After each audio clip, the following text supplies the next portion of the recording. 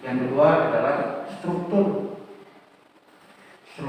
muatan kurikulum. Struktur muatan kurikulum yang tidak ada di K13 tapi ada di kurikulum Merdeka adalah mata pelajaran informatika. Ya. Kemudian yang ketiga, mata pelajaran seni, SBK dan prakarya. Kalau di K13 itu adalah mata pelajaran wajib ya. Ada kan dua-duanya ya. Nah, kalau di kurikulum Merdeka menjadi pilihan. Ya, bisa saja sekolah itu hanya memilih SPK, tidak ada prakarya, atau memilih prakarya, SPK-nya tidak ada. Tetapi bisa saja kalau misalkan di kelas 7A, 7B, kelas 7A memilih seni, SPK, kelas 7B memilih prakarya, bisa. Tapi nanti terus sampai kelas 8, kelas 9 tidak boleh ditukar karena satu fase. Ya. Oke. Yang ketiga di kurikulum Merdeka itu ada fase pembelajaran. Ya kan, fase pembelajaran rentang waktu, ya, rentang waktu masa pendidikan 3 tahun yang di situ berkaitan dengan capaian pembelajaran. Ya, jadi capaian pembelajaran itu untuk 3 tahun. Kalau di kurikulum Merdeka, kurikulum K13 itu dikenal KIKD. Ya kan? KD itu untuk kompetensi pokok bahasan tertentu ya. Jadi kalau pokok bahasannya kelas 7 ya udah dia nggak bisa diteruskan, ya kan? Tetap aja di kelas 7. Nah, kalau di capaian pembelajaran gitu kan itu selama 3 tahun. Ya. Bukan berarti nanti tidak terbagi-bagi menjadi kelas 7, 8, 9, terbagi-bagi juga, gitu kan ya. Namun waktunya itu diberi keleluasaan selama 3 tahun. Ya. Nah, itu untuk fase pembelajaran. Kemudian kalau di kurikulum Merdeka kita kenal KI, KD, kurikulum 2013 kita mengenal KI dan KD. Nah, kalau di kurikulum Merdeka dikenal dengan capaian pembelajaran. Jadi capaian pembelajaran itu kurang lebih adalah gabungan KI dan KD. Kalau kurikulum 13 deskripsi tentang KI, ya kan, terpisah dengan deskripsi dengan KD. Tetapi masing-masing mata pelajaran mempunyai KD, ya kan? KD matematika ya matematika, KD IPA ya IPA, beda-beda ya. KD IPS ya IPS, beda-beda. Gitu kan. Nah, di kurikulum Merdeka ada disebut dengan capaian pembelajaran. Capaian pembelajarannya juga sama, masing-masing mata pelajaran, kan? Sesuai dengan karakteristik dari mata pelajarannya itu sendiri. Kemudian juga ada dengan tujuan dari mata pelajaran itu sendiri. Jadi kalau disederhanakannya kurang lebih capaian pembelajaran itu adalah gabungan KI dan KD. Ya. Itu. Ya. Nah, seperti apa? Nah, ini kelihatan ya. Capaian pembelajaran siapa yang buat? Bukan kita. Seperti KIKD. KIKD kan bukan kita yang buat. Kita itu hanya membuat nanti itu di dalam RPP tujuan pembelajaran, kemudian indikator pencapaian kompetensi, gitu kan ya. Nah, yang buat siapa? KIKD yang buat pemerintah pusat, Kemendikbud. Sama capaian pembelajaran juga yang membuat adalah Kemendikbud. Jadi kita memperoleh dari mereka. Nah, apa yang menjadi tugas kita? Yang menjadi tugas kita selaku guru adalah perangkat ajarnya. Perangkat ajarnya itu apa? Tadi di awal ini program tahunan, program semester, ya. Kalau di kurikulum 2013 itu silabus, ya kan? Silabus, kemudian RPP, kemudian LKPD bahan ajar. Nah, kalau di kurikulum Merdeka ada disebut analisis capaian pembelajaran tujuan pembelajaran dan alur tujuan pembelajaran. Capaian pembelajaran itu satu deskripsi, satu uraian.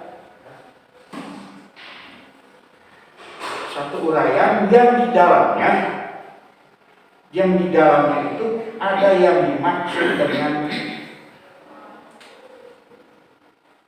konten materi dan ada yang dimaksud dengan kompetensi. Jadi setiap capaian pembelajaran dan setiap mata pelajaran ada aspek-aspek konten materi. Contoh capaian pembelajaran matematika pasti ada konten matematika. Apa contohnya? Aljabar. Kemudian ada matrik. Kemudian ada geometri, ya kan? Kemudian ada apa lagi? Statistik, ya kan? Itu pasti konten mata pelajarannya ada. Kompetensinya apa? Kompetensinya menyangkut kemampuan yang harus dimiliki oleh peserta didik. Nanti kemampuan itu nanti ada muncul di sana, nanti ada juga variasinya. Variasi berkenaan dengan level berpikir. Ya, capaian pembelajaran selama itu ya kurang lebihnya itu ya. Begitu banyak definisi ya. Ya. Nah, capaian pembelajaran merupakan kompetensi pembelajaran yang harus dicapai oleh peserta didik pada setiap fase. Fase kita apa? SMP. D. Fase D. Fase D ini kita selama berapa lama? Selama 3 tahun. Selama 3 tahun. Nah, jadi berkaitan dengan capaian pembelajaran, Bapak Ibu sekalian, berkaitan dengan mata pelajaran Ibu Bapak sekalian, apa kompetensi pembelajaran yang harus dicapai oleh peserta didik. Oke? Ya. Nah, sudah jelas ya, capaian pembelajaran ditentukan oleh pemerintah.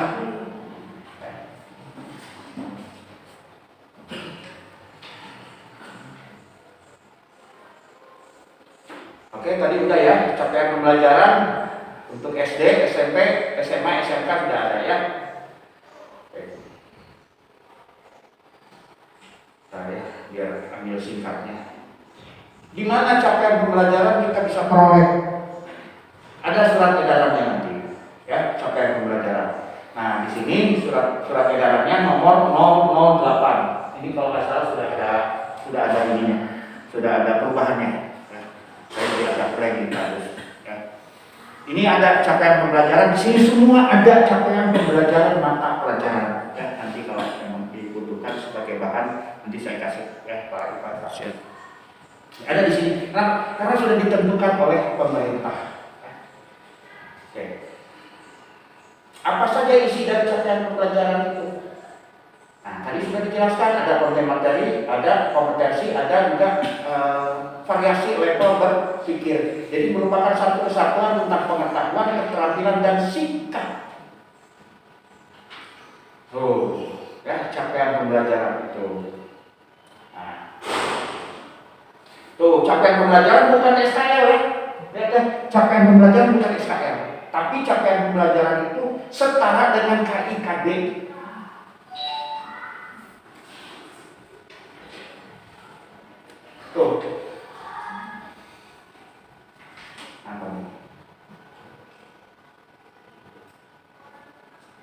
Jelas ya, capaian pembelajaran bukan pengganti SKL, setara dengan KI dan KID. Oke? Udah ya? Nah, nanti pada saat kita menerapkan kurikulum merdeka, ya, pada saat kita menerapkan kurikulum merdeka,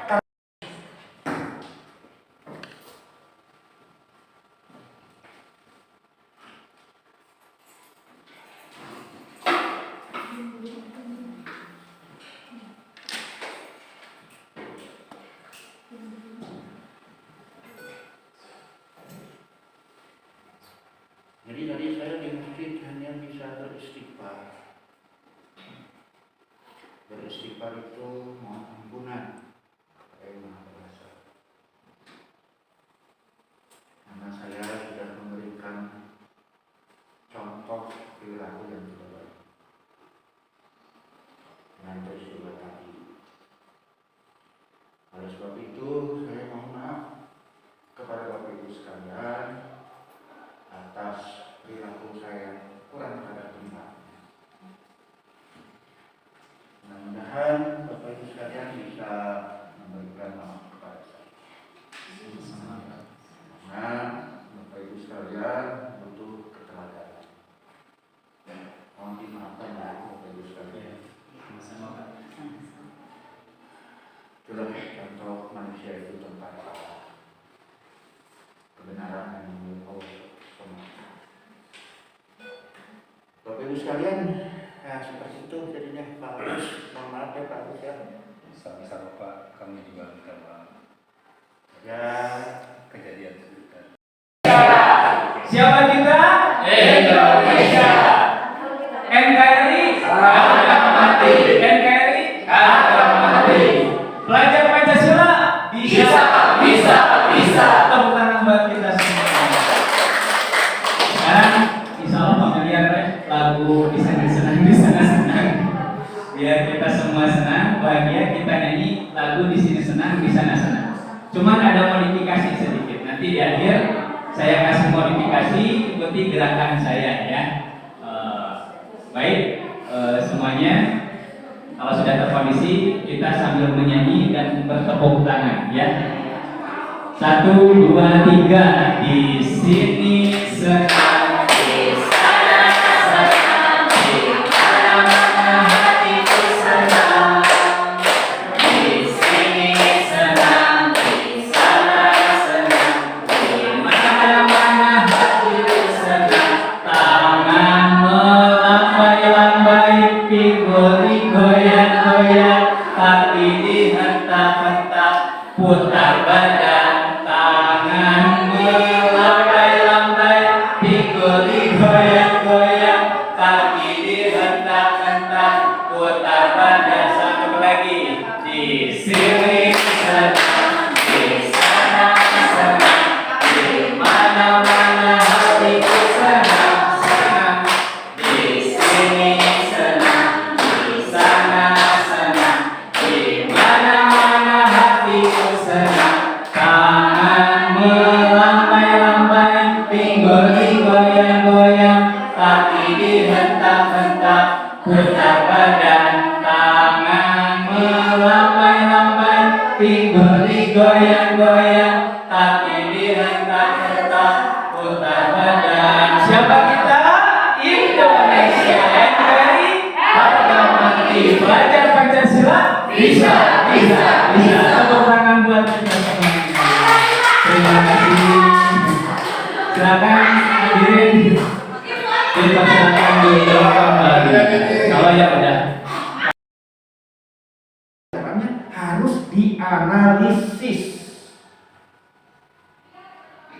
harus dianalisis. Nah, kalau K13, saya selalu bicara dengan K13 supaya Bapak bisa membandingkan cara pikirnya ya. Nah, kalau di K13 ya kan udah ada KIKD, enak ya. Oke, ini KIKD misalkan mata pelajaran IPS kelas 7 gitu ya. Oh, untuk kelas 8-nya ini. Ya kan? KI 3 KD-nya ini dan seterusnya. Kemudian kelas 9 ada lagi seperti itu kan. Nah, kalau yang di kurikulum Merdeka kita lakukan analisis capaian pembelajaran. Setiap mata pelajaran masing-masing punya capaian pembelajarannya. Siapa yang harus menganalisis? Guru mata pelajaran. Makanya Pak Agus, Pak Irfan, bukan saya ingin jago-jagoan, harus 4 kali. Karena nggak bisa teman-teman dibiarkan analisis sendiri, kasihan.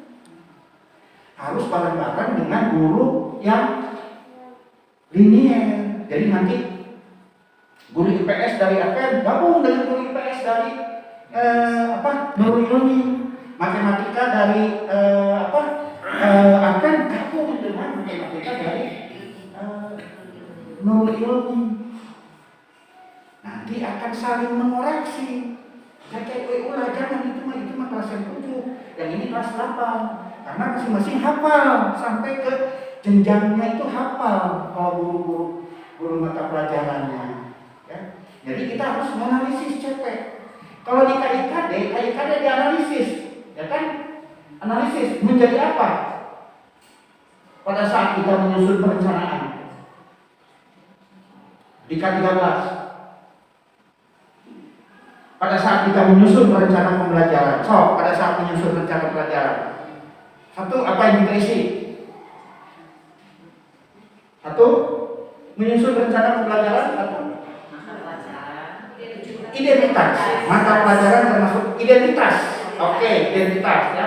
Nah, di kurikulum Merdeka ya, RPP plus disebutnya. RPP plus ini istilahnya modul ajar. Jadi kalau di kurikulum Merdeka namanya modul ajar. Kalau di kurikulum kita ya kan RPP saja. Nah, sebentar ya, jangan seperti sesuatu yang baru. Modul ajar itu menurut mereka RPP plus. Kalau gitu esensinya modul ajar itu adalah RPP. Nah, ya, clear ya. Jadi jangan dianggap modul ajar adalah sesuatu yang baru, sesuatu yang aneh. Walaupun kurikulum Merdeka mengistilahkannya modul ajar. Ya, modul ajar. Di K13 namanya RPP, di kurikulum Merdeka namanya modul ajar. Modul ajar itu RPP plus. Plusnya apa nanti? Nah, ya oke, kita pada K13 menyusun RPP. Yang pertama identitas. Oke, yang kedua good, menuliskan KIKD. Nah, setelah KIKD apa? Itu tadi tujuan pembelajaran. Nah, Bapak Ibu tadi melakukan analisis itu. Analisis apa? Analisis KIKD diturunkan menjadi tujuan pembelajaran. Lanjut ya. Nah, kalau di kurikulum Merdeka, satu, identitas. Dua,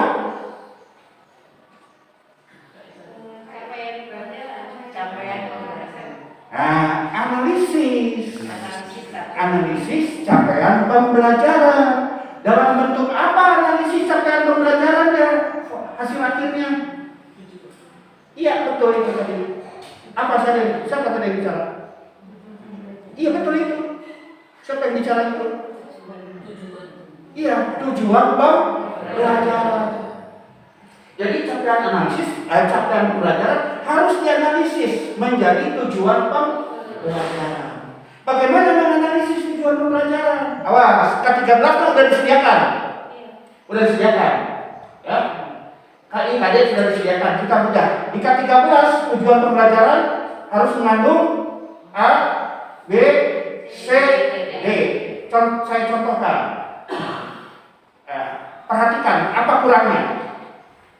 Menganalisis struktur tubuh manusia dengan benar. Apa kurangnya? Tolong kasih mic, Bapak tolong. Bergerak. Tadi saya memberikan contoh menganalisis menganalisis struktur tubuh manusia. Oke? Siswa dapat menyebutkan struktur tubuh yang ada dalam manusia. Kurangnya apa? Kurangnya dari saya tadi. Kan saya tadi sebutkan menganalisis struktur tubuh manusia dengan benar. Nah, kurangnya apa? Sok gerak.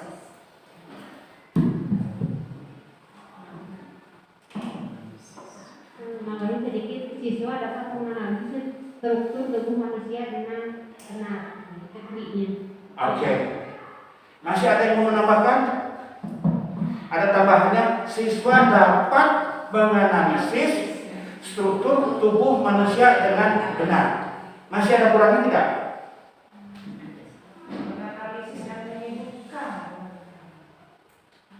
Oke, masih ada yang lain?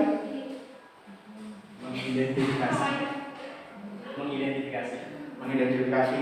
Oke, apa lagi? Ditambahin dulu Pak, ujungnya kalau Bapak mengajar ke profil pelajar Pancasila dengan bertanggung jawab bisa seperti itu. Jadi ingat unsur ABCD. A-nya itu audience, B-nya behavior, C-nya condition, D-nya degree. A-nya audience sudah tadi siswa ya. Behaviornya apa? Menganalisis. Degree-nya tadi tidak ada, benar. Conditionnya apa? Belum muncul. Melalui apa? Awas, bukan model pembelajaran. Contoh, melalui tayangan video, melalui menyaksikan tayangan video, melalui mengamati gambar tubuh manusia. Jelas kan? Nah, kalau di kurikulum Merdeka bagaimana?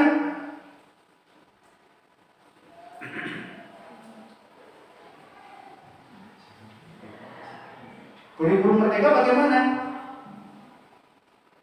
Itu ya.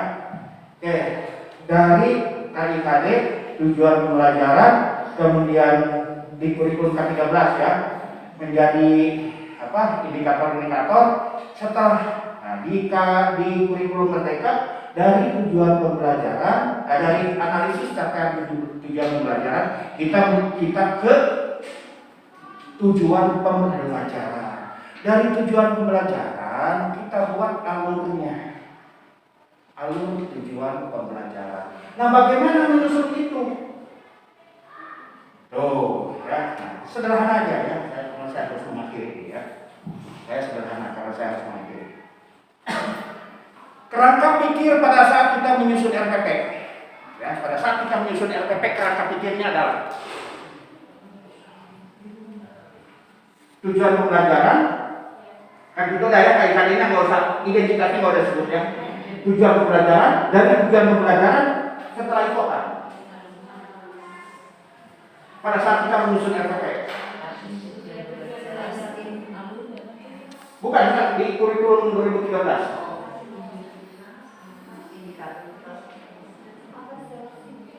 Ya, terus apa? Terus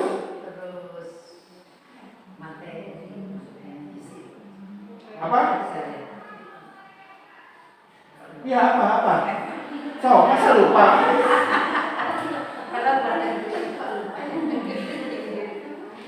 Ya kan pada saat kita nyusun RPP, kan identitas udah, KIKD udah, tujuan pembelajaran. Setelah tujuan pembelajaran apa tuh? Media.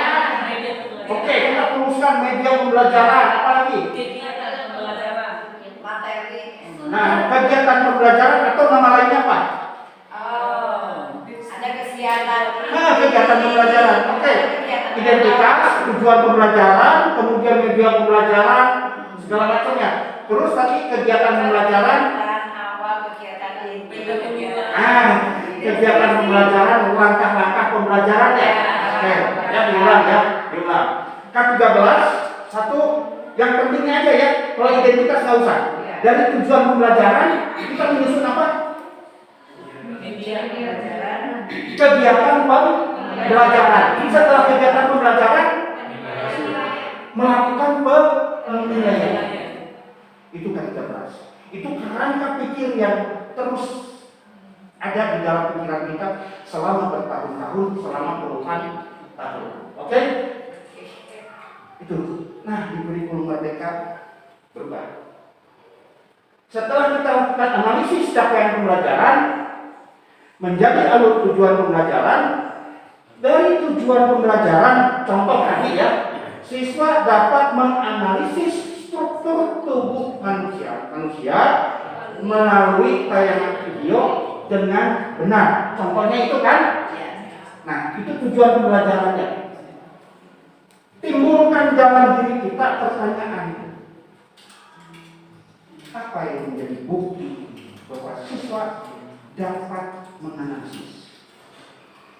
Beda ya, yang ke-13 tadi tujuan pembelajaran siswa dapat menganalisis struktur tubuh manusia melalui tayangan video dengan benar.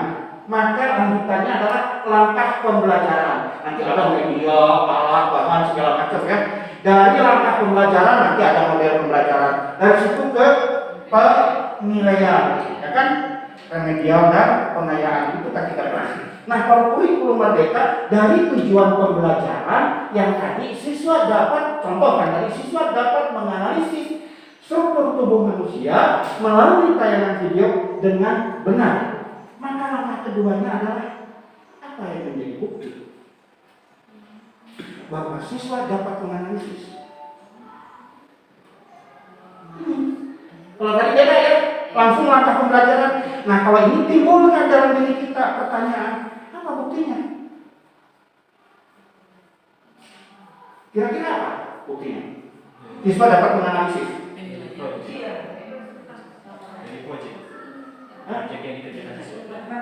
Apa kira-kira buktinya apa? Apa? Lembaga kerja siswa. Apa lagi? Itu nanti yang harus tertuang di sana apa? Contohkan. Buktinya bahwa dia dapat menganalisis. Menyebutkan. Oke, menyebutkan, menceritakan, apa lagi? Mendeskripsikan, apa lagi? Ada ya? Siswa mengerjakan. Nah, ya.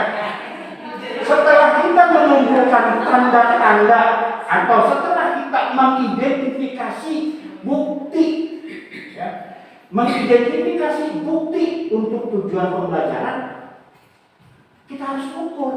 Perlu diukur nggak? Oke, tadi kata ibu menyebutkan. Kita ukur.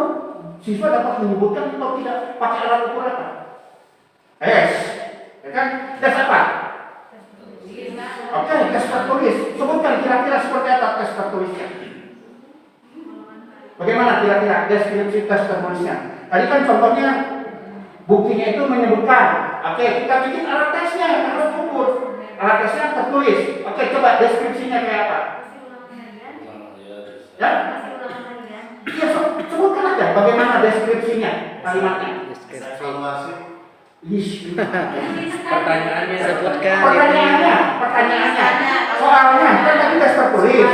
Nah kan apa buktinya itu menyebutkan. Ya. Kita ukur. Kita bikin soalnya. Soalnya pertanyaannya kayak apa? Buatlah gambar struktur tubuh manusia. Kan sebutkan. Sebutkan apa? Oke. Apa saja Tuliskanlah struktur tubuh manusia. apa saja yang ada di struktur Apa saja yang ada di struktur tubuh manusia. Balik dulu kita ke tujuan pembelajaran. Balik dulu. Tujuan pembelajarannya menyebutkan atau menganalisis. Kalau itu pas nggak? enggak Oke. Coret ganti yang lain. Paham? Paham ya? Coret ganti yang lain. Wah ini terlalu, apalagi kalau dikaitkan dengan taksonomi belum. Menyebutkan itu C1, menganalisis C4. Itu level kognitif untuk high order thinking